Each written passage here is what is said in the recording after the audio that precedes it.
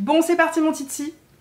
J'ai failli appuyer sur le bouton. Je sens que cette vidéo va me donner des sueurs. Hello tout le monde, contente de vous retrouver aujourd'hui dans une mini vidéo, une vidéo tag. Ça faisait longtemps qu'on n'avait pas fait de tag sur cette chaîne. Aujourd'hui, c'est une vidéo tag que je fais avec ma copine Danisha de la chaîne Danisha Pop. Si vous ne connaissez pas Danisha, c'est ma copine. Elle est youtubeuse beauté. Elle sort des vidéos tous les jours, du lundi au dimanche. Tous les jours, de tous les mois de l'année. C'est assez impressionnant le nombre de vidéos qu'elle arrive à tourner. Elle a un humour fou, elle est make-up artiste et voilà, et je l'aime beaucoup. Et Danisha m'a proposé au début du mois de réaliser une petite vidéo tag. Qu'est-ce que je ferais si j'avais 1000 $ à dépenser chez Sephora?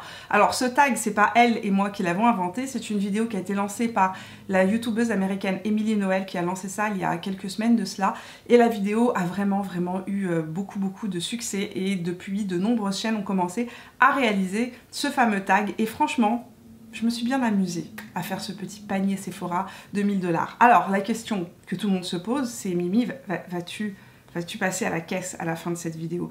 Vas-tu appuyer sur le bouton? Non, je n'ai pas 1000 $ en ma possession, mais je pense que je vais garder certains articles que je vais commander.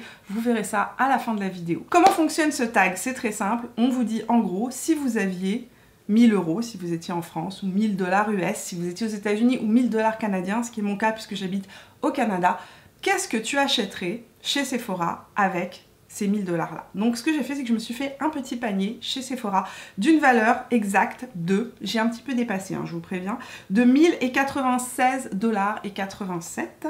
J'ai un tout petit peu dépassé les 1000 $, mais il faut savoir que 1000 $ canadiens, ça fait beaucoup moins que 1000 € ou que 1000 $ US. Donc je pouvais me permettre d'acheter beaucoup moins de produits, on va dire. Donc voilà, si vous aimez ce type de vidéo, si vous passez un bon moment, ma compagnie, n'oubliez pas de me laisser un petit pouce bleu, de venir me rejoindre sur Instagram et sur Facebook pour venir papoter avec moi tout au long de la semaine.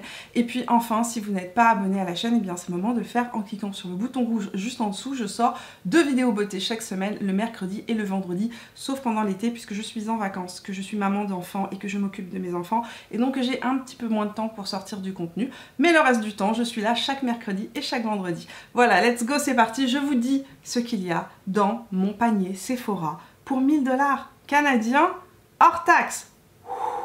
Première chose que je ferais si j'avais 1000 $ actuellement, là maintenant, parce que ce serait formidable. Ce que je ferais, c'est que je m'achèterais, ou plutôt je me rachèterais, ce produit-là. Donc c'est un rachat, c'est le All Nighter Ultra Matte de chez Urban Decay. Il est en train de se terminer. C'est mon spray fixateur préféré. Pourquoi? Parce qu'en fait, il est matifiant sur le long terme. Quand vous le vaporisez sur votre visage, il ne va pas faire un effet matifiant immédiatement. C'est pas un matifiant desséchant. C'est vraiment un produit qui va empêcher la peau de regresser sur le long terme, d'avoir cet effet un peu plus huileux. Et surtout, ce que j'adore dans ce produit-là, c'est qu'il prolonge la tenue de mes fonds de teint et de mes maquillages de manière absolument incroyable. Je le vaporise tous les jours sur mon visage. Même lorsque je me mets une petite bébé crème, je le vaporise par-dessus parce qu'en fait, ça fait vraiment une différence sur le rendu de mon maquillage à la fin de la journée. Deuxième produit que j'ai mis dans mon panier Sephora, c'est le TLC Framboise Glycolic Night Serum de Drunk Elephant. Alors c'est un produit que j'ai déjà utilisé par le passé, mais qui coûte 118 $. Il est d'une efficacité absolument incroyable. Je pense que c'est le produit qui est entre guillemets un resurfaçant, c'est-à-dire qu'il va faire un léger peeling de votre peau et il va lisser la peau. C'est vraiment un des produits les plus extraordinaires que j'ai pu tester. Mais le petit format, le 30 ml, coûte 118 $. Le grand format, un truc comme 170 $. Enfin, c'est absolument incroyable et indécent. Cependant, c'est extrêmement efficace, bien plus efficace que plein d'autres produits que j'ai testés, beaucoup moins cher. Donc je remettrai dans mon panier ce produit-là, produit que je n'ai pas actuellement, mais je pense qu'à l'automne, c'est un produit que j'aimerais racheter. Il va falloir que je fasse des économies.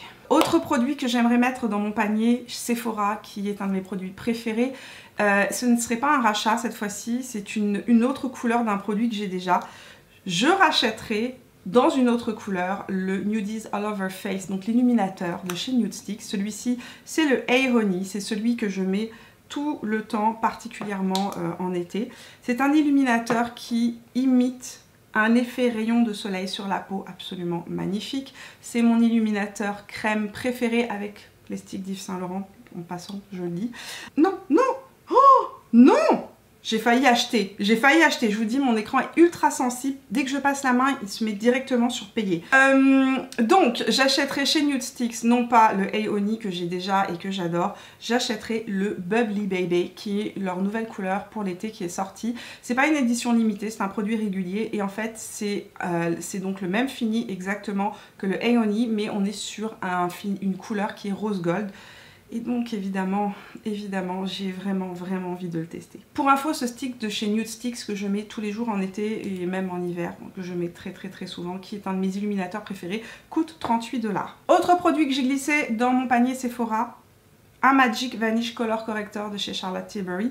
C'est un correcteur pour venir corriger donc sous les anti-cernes la couleur des cernes, et donc c'est un produit que j'utilise tout le temps, que j'adore. Je vous en ai déjà parlé dans mes favoris il y a très longtemps de cela, quand il était sorti. C'est un produit que je mets tout le temps, qui ne me quitte jamais, et c'est à mon sens le meilleur correcteur que j'ai pu tester.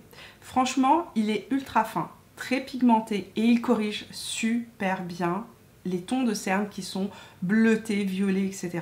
Or, j'ai besoin de corriger mes cernes. J'ai des cernes qui sont très foncées. Le seul bémol, c'est que la couleur que j'ai, c'est le fer, donc la couleur 1, et il est trop clair pour moi.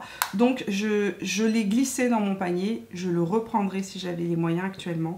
Je le reprendrai en couleur médium. En attendant, je continue à utiliser la couleur fer, qui est déjà vraiment pas mal. Dans mon panier Sephora, j'ai mis du parfum, parce que je suis une fan absolue de parfums, et que c'est deux parfums qui m'interpellent énormément, que j'ai senti chez Sephora. Et ça fait je vais vous dire la vérité, il y en a un des deux que je sens depuis 1 an. À chaque fois que je vais chez Sephora, je me refais faire une miniature. Je me dis, tu dois te l'acheter, tu l'adores. C'est vraiment un de mes parfums préférés. Et je ne l'ai jamais acheté parce que son prix est assez déraisonnable. C'est pas donné, on va dire.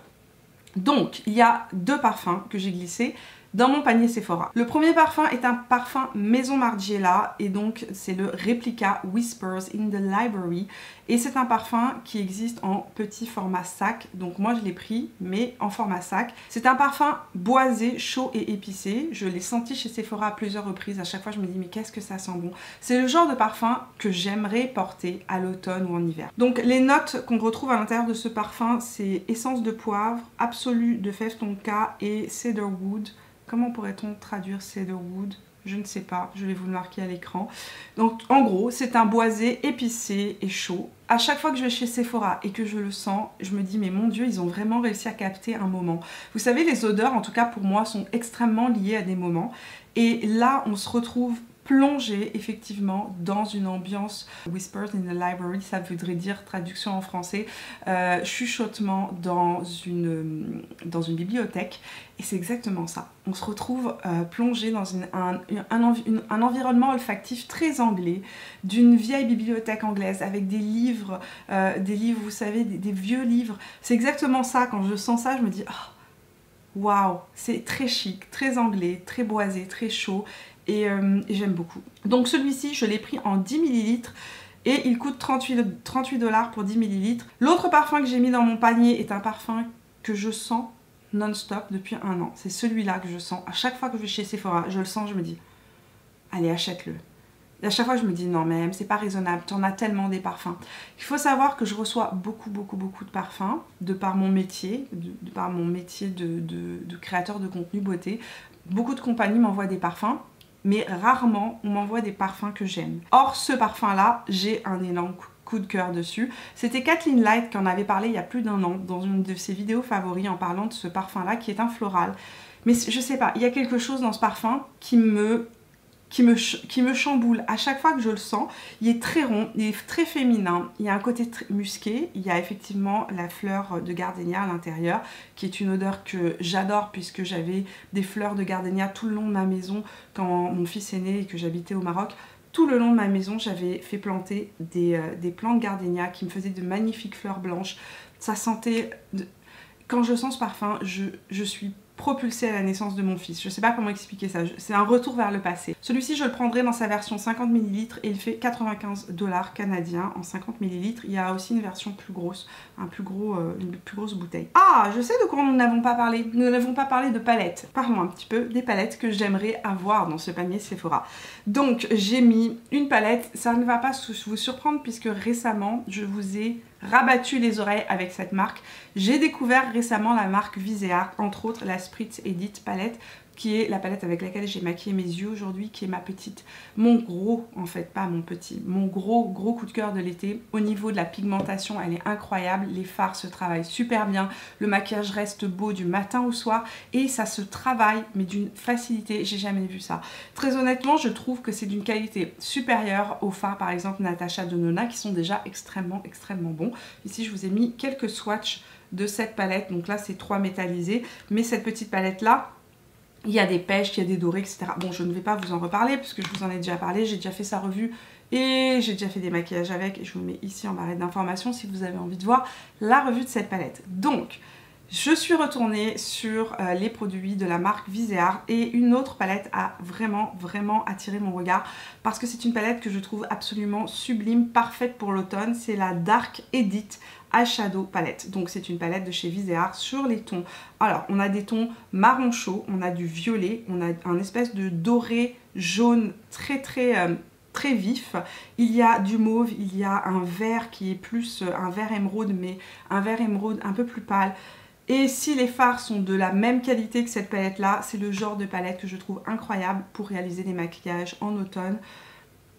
Les couleurs de cette palette m'attirent et il est fort probable que je mette la main dessus dans les semaines ou les mois à venir, on ne sait jamais. La Dark Edit Eyeshadow palette de chez Viseart a la même taille que celle-ci et elle coûte 58 $ canadiens. J'ai mis dans mon panier une palette qui ne va pas vous surprendre puisque j'en parle depuis longtemps, mais que j'ai toujours pas sauté le pas parce que j'arrive pas à me résoudre en fait à acheter une palette aussi chère pour si peu de fards.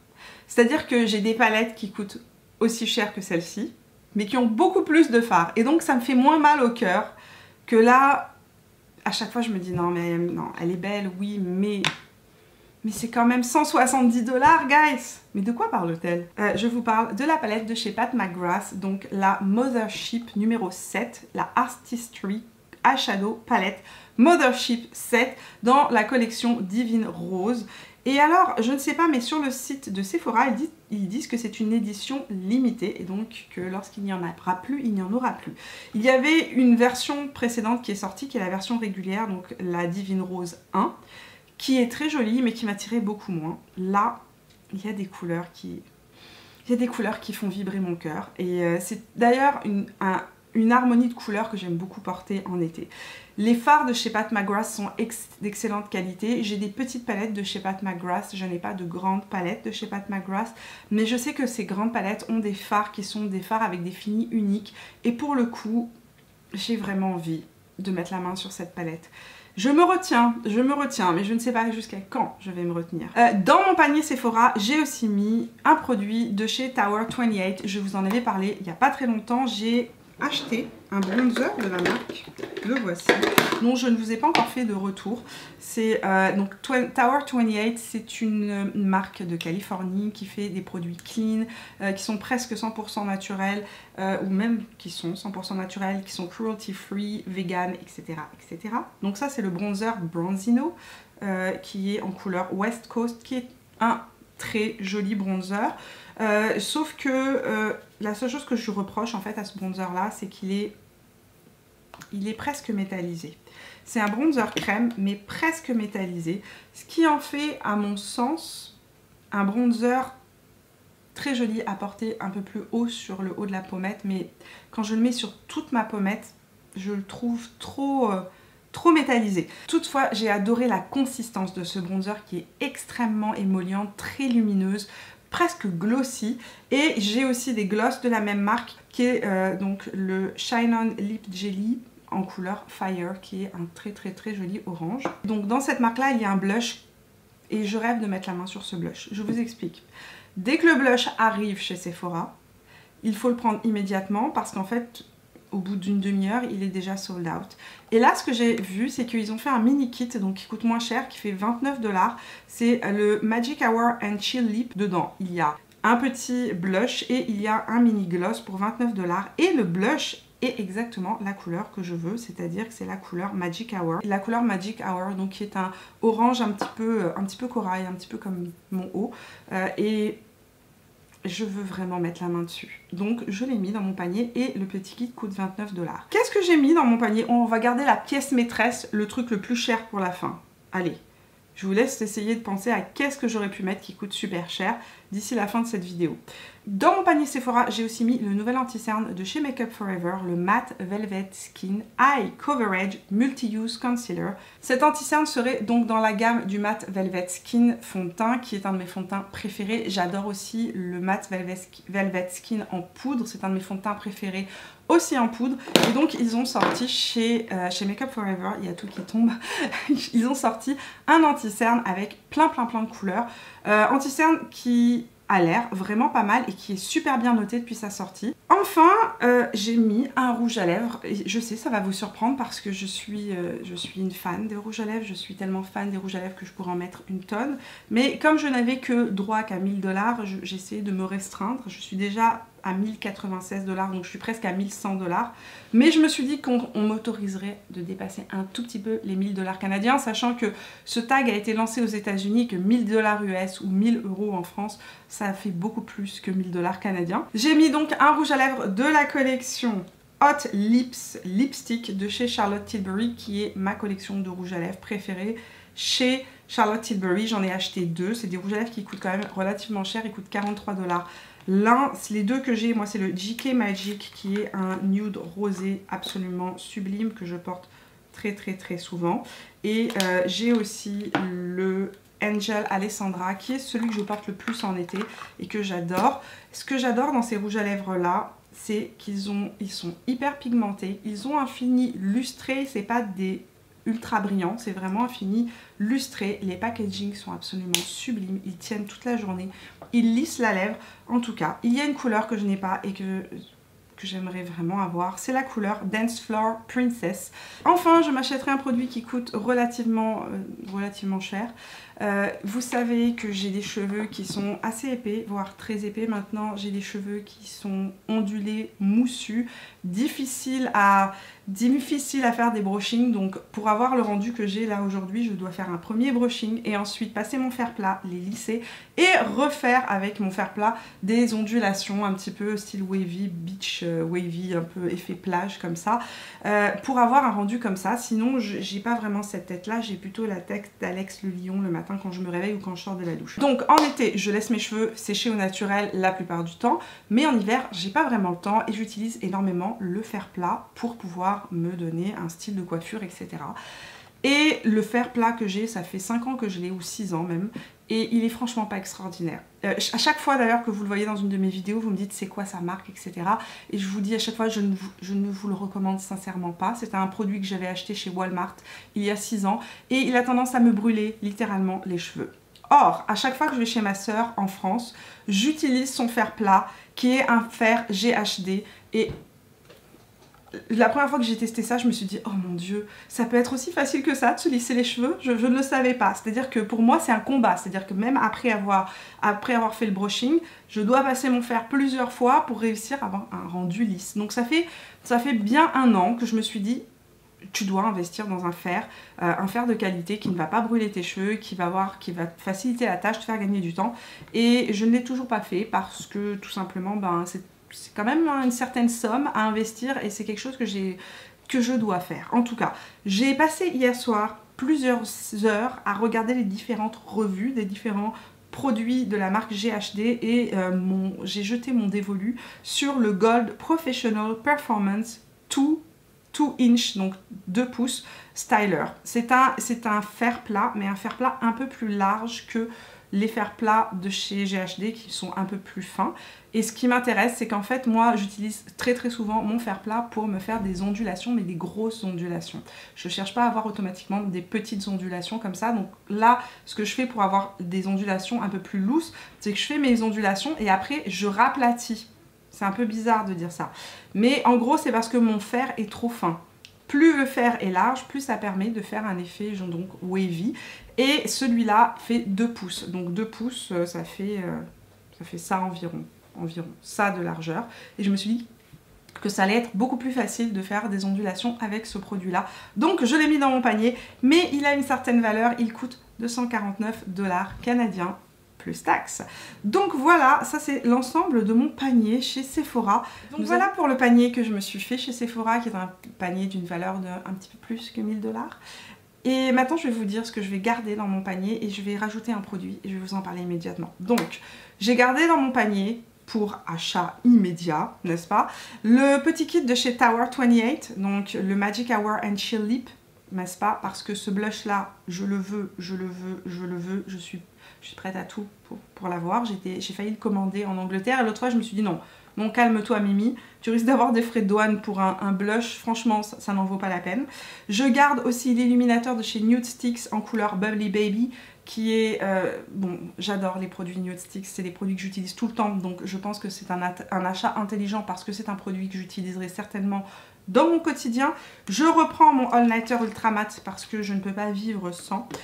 Et j'ai gardé aussi le Hot Lips Lipstick en couleur Dance Floor Princess de chez Charlotte Tilbury parce que c'est un rouge à lèvres que j'ai vraiment envie de mettre et de tester depuis un bon bout de temps. J'ai enlevé les palettes. Pourquoi? Parce que je pense que c'est des palettes qui ne vont pas disparaître pour l'instant. Donc je vais les garder pour un peu plus tard ou j'achèterai ça quand il y aura les soldes à l'automne. Donc ici au Canada, on va avoir les soldes d'automne qui vont arriver normalement vers le mois d'octobre.